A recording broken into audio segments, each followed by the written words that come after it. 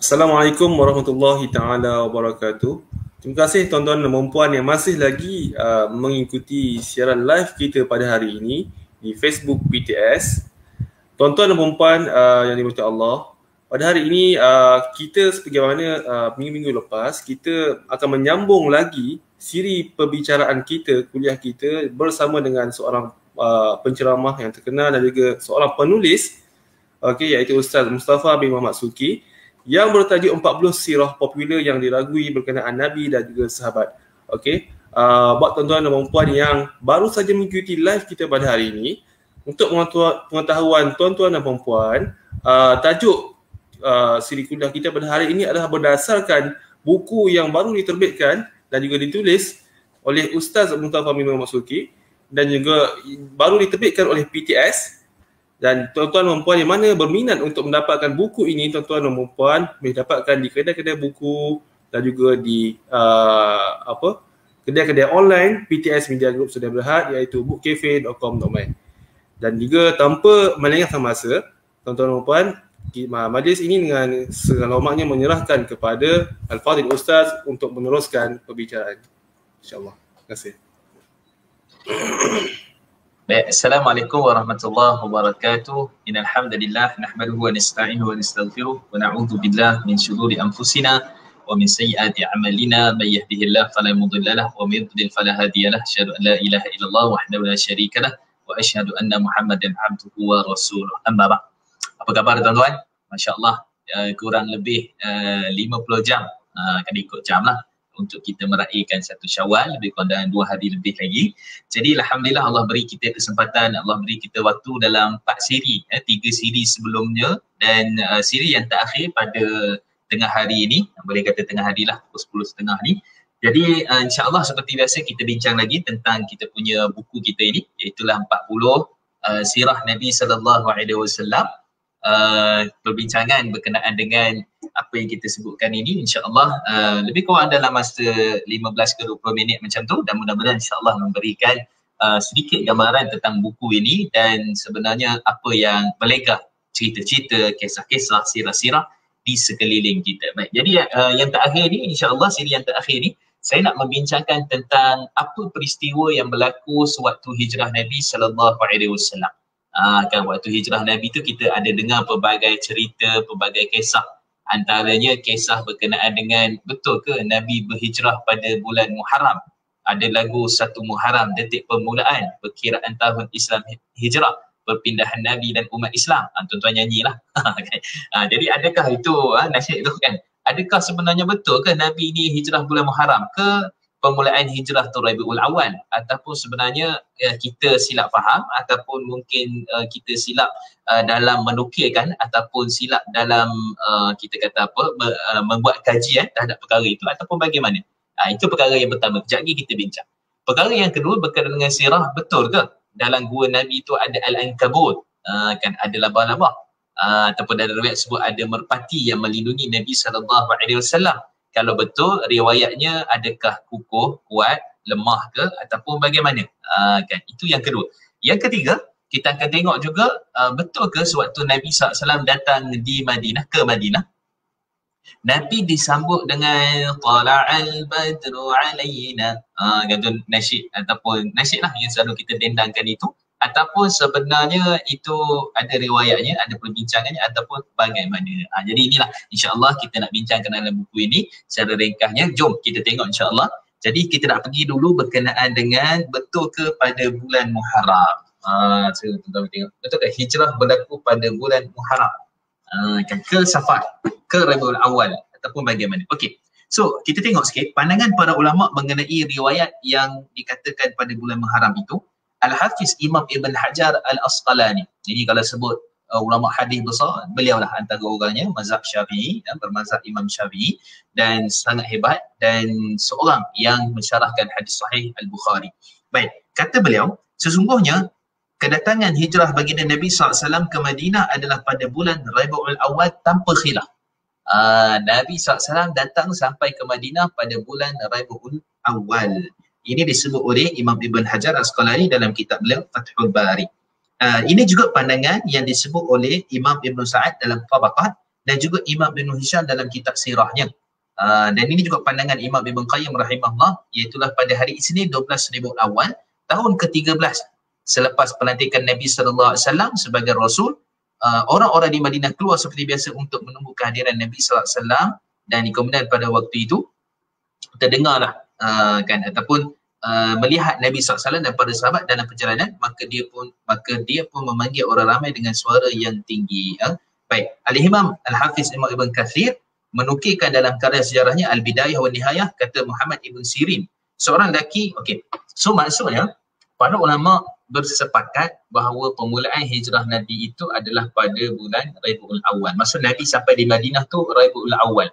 Itu panjanglah ceritanya, pada tanggal berapa-apa sekian-sekian Nabi di Kuba, kemudian sebelum tu bila pengaturan. Tapi kita kata sebenarnya yang tepat adalah pada Rabiul Awal. Dia sebenarnya bukanlah kait dengan betul dan salah, tetapi mana yang lebih tepat daripada sudut fakta sirahnya, maka kita kata yang lebih tepat, lebih utama itu adalah pada bulan Rabiul Awal. Okey, so habis tu yang bulan Muharram tu apa? Yang kisah Sayyidina Umar Khattab kan dan sebagainya itu meletakkan kalender hijrah pada bulan Muharram tu, apa ceritanya? Okey, so kata Imam Ibn Kathir rahimahullah dalam kitab beliau Bidayah wa Nihayah, menceritakan tentang sebenarnya Nabi SAW ketika Nabi SAW telah pun wafat, maka seorang lelaki datang kepada Sayyidina Umar Khattab untuk mencadangkan kalender hijrah.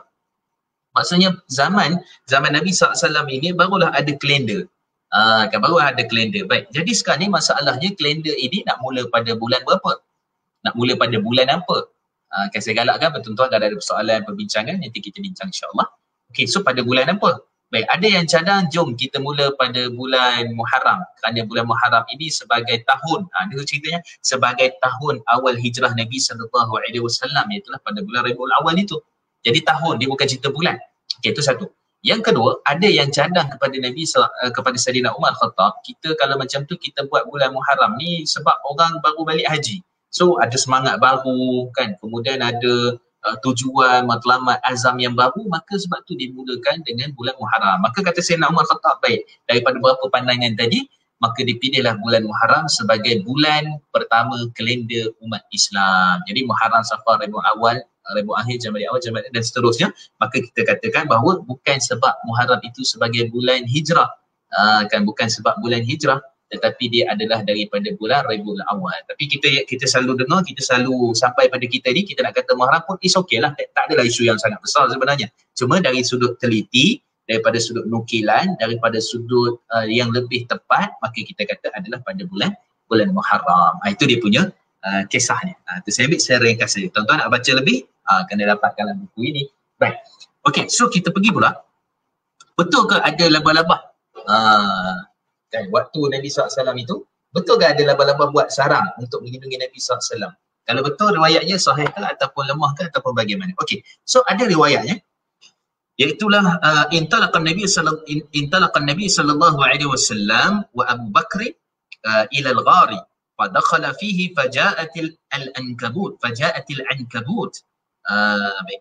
Apa dia? Dalam riwayat ni menyatakan bahawa Nabi sallallahu alaihi wasallam dengan Sayyidina Abu Bakar, bila mana mereka telah pun pergi ke gua, dan kemudian pada lah itu gua Sur itu, dan kemudian pada waktu itu gua Sur pula gua tempat yang mereka pergi berhijrah itu, ghar itu, dan kemudian adanya labah-labah disebut kat sini fanasajat ala babil ghari waja'al quraisyun yatlubuna Nabi sallallahu alaihi wasallam. Baik, labah-labah ni pun dia buat sarang dekat disebut sini pintu gua. Kan biasa kita biasa dengar lah, maksud kalau ada sarang labah-labah tu maksudnya tempat ini, ruang ini tidak pernah dimasuki oleh manusia. Okay. Kemudian Quraisy pun datang mencari Nabi SAW dan begitulah seterus kisah itu. Okey, so kita tengok. Kisah ini diriwayatkan oleh Imam Abu Bakar Al-Qadi di dalam kitabnya Musnad Abu Bakar. Pada riwayat ini terdapat perawi bernama Bashar bin Musa Al-Syaibani. Kan. Jadi Imam Yahya bin Ma'in dan Imam An-Nasa'i menyatakan bahawa Bashar bin Musa adalah perawi yang tidak dapat ataupun tidak boleh dipercayai dalam meriwayatkan hadis, dalam meriwayatkan kisah. Imam Abu Zur'ah menyatakan dia adalah perawi yang lemah, manakala Imam Hafiz Ibn Hajar menyatakan dia banyak tersilap. Dia salah silap ni, kadang-kadang tersilap kalimat, mana dulu mana kemudian, tersilap tu maksudnya tersilap daripada sudut tempat ni kata macam ni, tempat tu dia riwayatkan secara lain. kan, ataupun masanya ataupun keadaannya, maka dia tertukar. Okey, so dengan sebab itu kata para ulama tadi, maka riwayat ini adalah lemah. Dan riwayat ini juga disebut oleh ulama-ulama moden seperti mana Syekh Ahmad Muhammad Syakir, Syekh Syuair Naud dan juga Syekh Dr. Bakar Abu Zaid dan ulama-ulama yang lain, Syekh Mansur Tarifi, menyatakan bahawa riwayat ini tidak kukuh dan tidak kuat. Okey, tapi kita nak bagi tahu bahawa riwayat ini tidaklah sampai palsu. Cuma riwayat ini lemah, riwayat ini tidak kuat daripada sudut sandarannya kepada riwayat-riwayat berkaitan dengan sirah Nabi SAW. Okey, tapi dalam interaksi para ulama, bila bincang tentang riwayat yang lemah dalam sirah ni, seperti mana kita sebut sebelum-sebelum ni, Imam Al-Hafiz Iraqi, Imam Ahmad menyatakan boleh saja terima riwayat sirah yang lemah. Cuma apa yang saya bawa dalam buku ni supaya kita dapat tahu, rupanya itulah penilaian para ulama, ada perbincangan daripada sudut peristiwa dan sejarahnya. Dia bukan hanya sekadar nukilan dan kita percaya bulat-bulat semata-mata, tetapi ada perbincangannya di kalangan para ulama. So saya dah sebut dah, buku ini membawa kepada dua sudut, satu riwayat yang palsu, dua riwayat yang lemah dimasukkan sekali. Kerana apa? Kerana supaya kita dapat menimbangtara, menilai, oh rupanya riwayat ini tak kukuh, walaupun lemah, bolehlah untuk dibacakan, bolehlah untuk kita bincang-bincangkan. Tetapi ada perbincangan di kalangan para ulama berkenaan dengan perkara itu. Okey, so kita ambil satu lagi. Itu saya sebut tadi. Ini tentang sirah lagi. Betul ke? Tengok situ. Kisah nasyid Tala'al Badru Alaina. Ini kita biasa dengar kan? Nasyid ataupun didendang kan. Okey, so sering sekali kita dengar riwayatnya seperti berikut. Lamma qadima an-nabiy sallallahu alaihi wasallam al-Madinata ja'ala an-nisa'u was-sibyanu wal-wala'idu yaqulun tala'a al-badru alaina min thaniyatil wada' ila akhir riwayah. Baik. Ketika Nabi SAW tiba di Madinah, para perempuan dan anak-anak kecil dan yang selainnya keluar dan mereka mengalungkan telah terbit bulan purnama bagi kami daripada sebuah bukit yang dinamakan sebagai Al-Wada. Okey, so di sini famous lah ataupun selalu kita dengar cerita ataupun kisah ini. Akan tetapi kata Al-Hafiz Imam Ibn Hajar Al-Asqalani berkata di dalam Fathul Bari, riwayat ini adalah mu'dal. Riwayat ini adalah mu'dal. Okey, apa riwayat mu'dal ni? Ini satu-satu perbincangan di sisi ulama hadis. Dia terputus sanad, dan terputus sanadnya dia boleh jadi dekat awal permulaan sanad, boleh jadi dekat pertengahan sanad, boleh jadi di akhir sanad. Tetapi mu'dal ni adalah satu terputusnya sanad. Maksudnya perawi tu, kita macam ni lah tuan-tuan. Kalau kita ada satu cerita, kita nak sampaikan, dia tak boleh melangkau. Maksudnya kalau orang tu tiba-tiba orang yang sampaikan tu tak ada, ataupun jauh jaraknya, itu ada satu masalah, sebab cerita tu tak akan bersambung daripada siapa kan. Jadi kalau kita cerita tentang riwayat hadis ni daripada siapa diambil kepada siapa sehingga sampai daripada awal riwayat, awal sanad riwayat itu sampai akhir riwayat itu, mesti diketahui siapa yang riwayatkan dan mesti bersambung sanadnya. Bersambung. Sebab tu kata Al-Hafiz Al-Iraqi, fal awwal muttasilul isnad. Perkara pertama untuk jadikan satu benda itu sahih riwayatnya, dia ada 5 syarat. Perkara pertama adalah bersambung sanadnya. Bersambung sanad. Jadi kalau sebut mu'dal, hadis ni, kisah ini rupanya mu'dal ini terputus 2 perawi. So perawi pertama, perawi kedua, perawi ketiga, perawi keempat. So perawi pertama dia terus lompat ke perawi keempat, perawi kedua dan ketiga tak ada. Perawi kedua dan ketiga tak ada. Jadi itu putus 2 berturut-turut dan ini menyebabkan riwayat ini tidak sahih. Okey, so kita tengok lagi apa pandangan para ulama tentang perkara ini. Imam Al-Hafiz Al-Iraqi, ini satu ulama besar juga, hebat. Dalam Takhrij Ihya, dalam kitab beliau penilaian semula manuskrip Ihya Ulumuddin, menyatakan bahawa hadis ini mu'dal, terputus 2 sanad tadi, manakala para ulama yang lain juga menyatakan hadis ini, riwayat ini tidak kuat dan juga tidak kukuh.